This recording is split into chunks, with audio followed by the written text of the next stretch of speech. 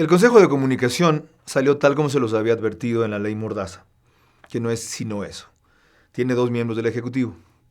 La mayoría gobiernista incumplió su palabra en el acuerdo de 7 puntos con otros bloques de la Asamblea. ¿A quién le sorprende? Fernando Cordero dijo que no admitiría que hayan miembros del gobierno en el Consejo de Comunicación y luego se tragó sus palabras. ¿A quién le sorprende? Por Dios. Fue el instrumento para distorsionar la Constitución cuando salió Alberto Acosta e introducir textos falsos y luego hacerse el ajeno. ¿A quién le sorprende? Lo que buscan es inevitablemente el control del Ejecutivo. Ha dicho Javier Flores de cuando acá 2 de 7 son mayoría que cree que somos brutos. ¿Cómo van a nominar los otros provenientes de facultades de comunicación, de gremios profesionales, del Consejo de Participación, de Veedurías y de la Ciudadanía? ¿Quién cree que controla esos organismos de selección y de nominación? Javier, el Ejecutivo. Y por elecciones, no por trampa, los controla. Así es como lo va a hacer. El Ejecutivo contraría un principio constitucional que dice que en organismos de regulación no pueden estar los que son juez y parte.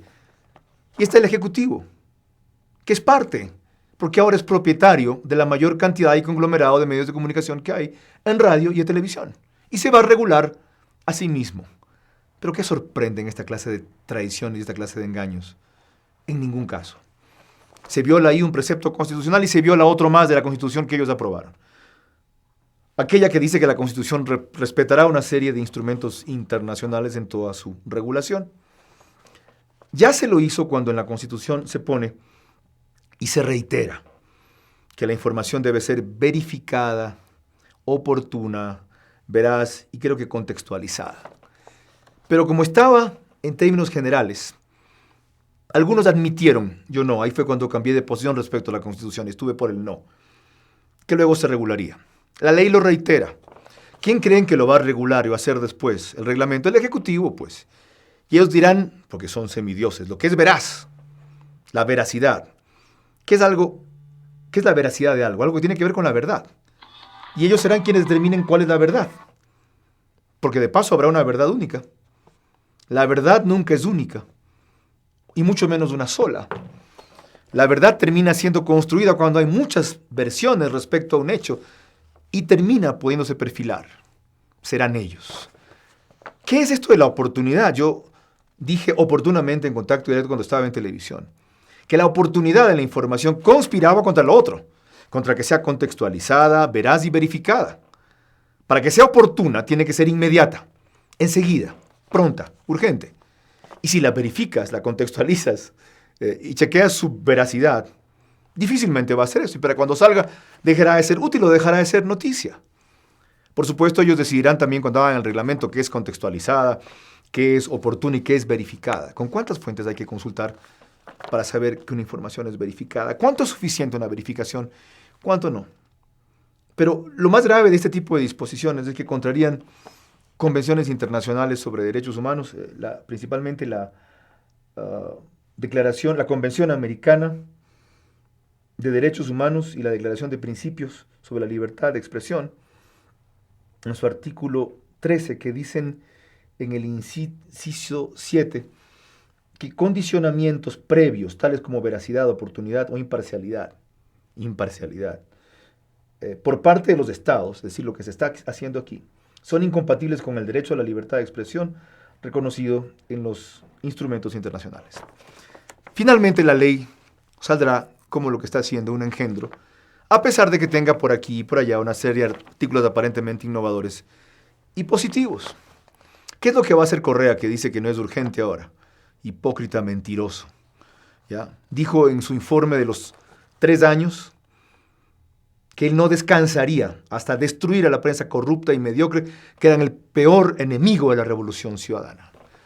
Y como luego recordé, eso en España fue España mentira decir que no lo había dicho. Hipócrita, mentiroso. Pero eso lo sabe todo el Ecuador porque recuerda sus palabras, que no son mías, sino que las reproduzco yo. Cuando llegue este engendro de la Asamblea ya, el Ejecutivo lo va a vetar. Y va a quitar disposiciones de este proyecto maximalista. Y habrá que agradecerle a Correa, a los medios de comunicación y los periodistas que queden en ejercicio. Ay, si la ha atenuado, dirán. Si la ha moderado. Si quitó esas barbaridades que se le ocurrieron a Betty Carrillo. ¿Ustedes creen que actúa sola Betty Carrillo? Que se le ocurrió a Camacho, el asesor de Betty Carrillo, ¿ustedes creen que Camacho no tiene vasos comunicantes con Mera, Alvarado y compañía en la presidencia de la República? Que Javier Flores le sugiere a Cordero. ¿Y ustedes a quién creen que ideológicamente responde Javier Flores? Si no, este proyecto una serie de amargados y resentidos que a cuenta de vicios que sí tenía la comunicación, ahora lo que quieren es trasladar el control total de ciertos grupos que antes eran privados a ciertos grupos que ahora son gubernamentales. Ya van a ver quién compra Gamavisión, ¿no?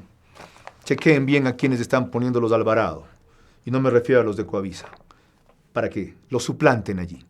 Pregúntenle a los que se atrevan a hablar en qué condiciones les han pedido ser accionistas del canal y qué pasa si se van del canal con sus acciones que supuestamente quieren que compren los trabajadores, como hicieron con el Hotel Ramada en Guayaquil, que es rentable solo porque obligan a la gente del Estado a llegar al Hotel Ramada en Guayaquil. Es decir, la treta está en que esta ley pasará como un engendro. Correa la vetará parcialmente y estaremos agradecidos y no habrá 83 votos en la Asamblea para no allanarse al veto parcial de Correa, porque él no se va a dar el lujo de no tener su propia ley.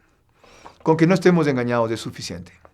Ya veremos en qué instancias seguimos combatiendo y seguimos resistiendo y desobedeciendo esta ley, porque es inconstitucional, porque es violatoria de derechos humanos, porque es injusta y siendo necesaria, abusa de que la Constitución nos manda a hacerla para empeorar más el campo que ya estaba deteriorado de la comunicación y acabar con la poca libertad de expresión que sí hubo en este país, gracias a la cual Correa pudo ganar, pero la cual estorba ahora para poder gobernar.